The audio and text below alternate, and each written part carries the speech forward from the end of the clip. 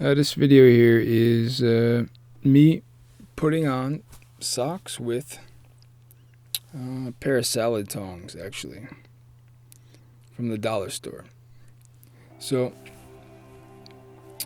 here we go. I grab my little paralyzed foot and give it a little stretch. So, up until now, I never put my socks on, to be honest. I always went barefoot everywhere. Didn't really matter to me. But this winter it was getting a little cold, so I decided that I would figure out a way to put on socks myself. So, after lots of thinking and looking on the internet, actually I did a lot of research on ways to put socks on for people who are disabled, and there's quite a few different ways. Not the best ideas, but there's a couple good ones actually. The only problem is they're super expensive. Items for quadriplegic, unfortunately, are outrageously expensive.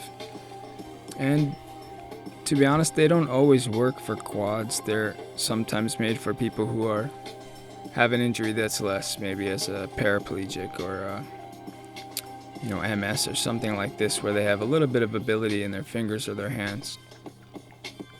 So I know I'm not really explaining too much about what I'm doing, so on this leg I guess I will. Obviously you can see I'm just going to pull my leg in, stretch it out a little bit again like the other leg.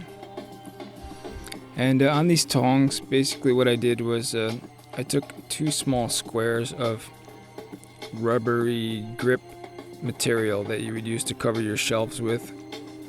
And I cut 2 small squares out and I made them the size of the salad tongs on the end. I tried to do this a few times with tongs itself, but the socks kept sliding off every time I tried to pull them up and over my feet. So you can see there's these black squares of rubber that I glued to the end of the tongs, so that when they're inside the socks, they actually grip, and it works really well. It's really easy. I mean, the glue is $1 or something, and the grippy stuff I had sitting around, so it didn't really cost me anything extra.